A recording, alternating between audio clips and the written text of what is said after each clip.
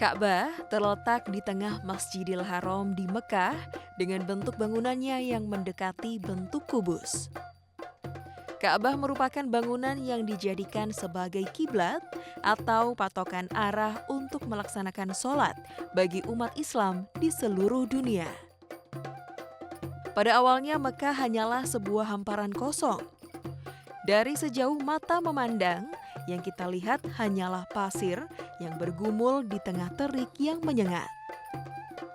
Aliran air Zam-Zamlah yang pertama kali mengubah daerah gersang itu menjadi sebuah tempat kecil dan dimulainya peradaban kelompok baru dunia Islam. Bismillahirrahmanirrahim. Assalamualaikum warahmatullahi wabarakatuh. Alhamdulillahirabbil alamin wa bihi nasta'inu ala murid dunya waddin wa ala alihi wa sahbihi wa barik wa sallim la nabiyya ba'da. Ayyuhal musyahidun al-kiram, pemirsa Metro TV yang insyaallah selalu dirahmati Allah Subhanahu wa taala. Anda menyaksikan program yang insyaallah selalu dirahmati Allah Subhanahu wa taala, yakni Surah Nabawiyah Metro TV. Dan kali ini pemirsa bersama saya Hamdan Al-Kafi dan juga telah hadir di studio menemani saya di sini Al-Ustaz Al-Mukarram Kiai Haji Khalil Nafis. Assalamualaikum Kiai. Waalaikumsalam warahmatullahi Kiai, wabarakatuh. kali ini kita akan membahas Ka'bah. Jika bicara Ka'bah tak bisa lepas dari peran Nabiullah Ibrahim alaihissalam. Bagaimana sejarah Ka'bah dari masa ke masa? Ya, sebenarnya ketika kita bicara Ka'bah seperti tadi disampaikan bahwa Nabi Ibrahim lah yang lebih dikenal sebagai peletak batu Ka'bah itu. Padahal Nabi Ibrahim sebenarnya hanya menaikkan. Wa idh yarfa Ibrahimul qawa'ida minal bait. Jadi sebenarnya sudah ada baitullahnya, sudah ada pondasinya, qawaidnya, lalu Nabi Ibrahim yang menaikkan. Saat itu Nabi Ibrahim meninggalkan putranya namanya Ismail dengan istrinya namanya Siti Hajar.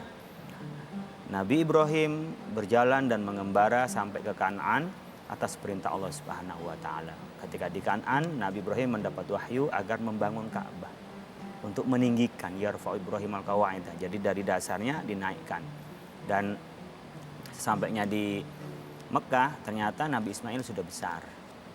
Dan pada saat itu bersama dengan Nabi Ismail mengambil tanah dan batu dari Gua Hira, dari Jabal Qubais itu yang di sekitar Mekah itu, lalu dibangun bersegi empat yang tingginya 31 meter, lebarnya 21 meter. Itu yang dilakukan oleh Nabi Ibrahim alaihissalam.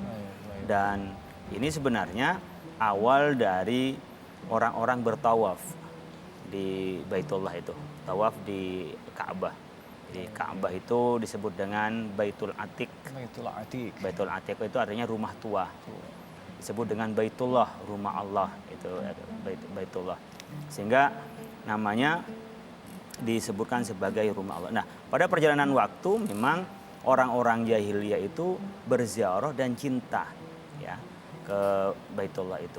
Dan meskipun mereka tidak beragama Islam, karena memang Nabi Ibrahim itu melahirkan anak Nabi Ismail menjadi banyak yang beragama Islam ini, lalu kepada Nabi Ishak itu yang banyak Yahudi itu.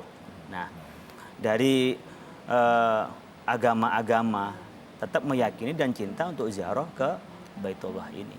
Dan karena mereka bukan muslim, mereka masih memuja berhala dan mereka membawa berhala-berhalanya. Berhala masing-masing. Berhala masing-masing dan mereka tuh menaruh berhalanya di Ka'bah dan mereka berputar. Sehingga pada zaman awal-awal kenabian ya, pada awal-awal sebelum kenabian itu orang tawaf di Mekah, bahkan dia bertelanjang bulat.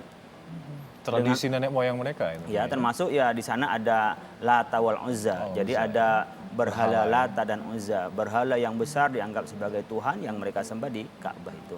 Perjalanan waktu memang ini pernah kena banjir besar di Mekah sehingga ini roboh, tembok sebagiannya itu rusak dan oleh masyarakat saat itu sebelum Nabi 6 tahun sebelum jadi Nabi Muhammad SAW itu dinobatkan untuk meletakkan Hajar Aswad. Ini menjadi persengketaan karena menjadi kehormatan bagi mereka manakala mereka menjadi pelayan dari Ka'bah, apalagi yang meletakkan batu atau Hajar Aswad ini, Hajar Aswad batu hitam ini adalah bagian dari simbolnya. Saat Nabi Muhammad SAW itu ditunjuk, Nabi Muhammad tidak egois, tapi mengajak para kabilah-kabilah yang sengketa ini untuk bersama-sama megang batu itu dan meletakkan di pojok itu di Ka'bah. Nah, Ka'bah menjadi kiblat kita, Ka'bah menjadi sesuatu yang dicintai oleh kita karena panggilan Nabi Ibrahim alaihissalam. Baik, dari situ bisa kita lihat Rasulullah tercinta Muhammad SAW tidak egois tadi ya, selalu mengedepankan kebersamaan untuk meletakkan Hajar Aswad tadi. Iya. Baik, Tentunya Nabi Muhammad meskipun dinobatkan, orang yang datang dari pojok sana, orang dari sana itulah yang meletakkan batu hitam. Tapi yang datang dari sana adalah Nabi Muhammad. Karena tahu kondisi masyarakat seperti itu, Nabi Muhammad mengajak yang lain untuk bersama-sama meletakkan Hajar Aswad. Nah, pada tahun 629 Hijriah ini lalu diperbaiki lagi polanya Ka'bah, termasuk pintunya yang awalnya hanya kayu, lalu juga ada dari pancorannya juga yang dibuat. Nah, itu ada disempurnakan lagi. Nah, pada tahun 1832 juga dilakukan perbaikan, tapi yang paling banyak perkembangannya adalah pada masa Raja King Abdul Aziz. Itu diluaskan sehingga bisa memuat sampai 17.000 orang. Ya. Tapi diluaskan lagi oleh Raja Fahad sehingga bisa memuat 800.000 orang. Dan sekarang diluaskan terus sehingga katanya nanti tahun 2000 itu bisa memuat sebanyak 2 juta orang di dalamnya.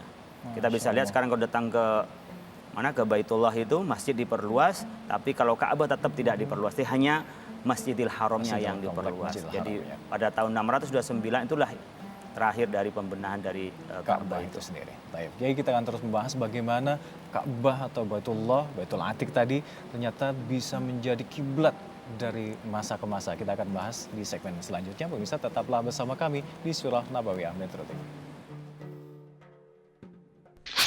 Ada kegalauan, bahasa sekarang kegalauan, sehingga oleh Allah Subhanahu wa taala dialihkan kembali untuk kiblatnya itu ke Ka'bah itu. Nabi Ibrahim alaihi salam mendapat wahyu untuk membangun Ka'bah.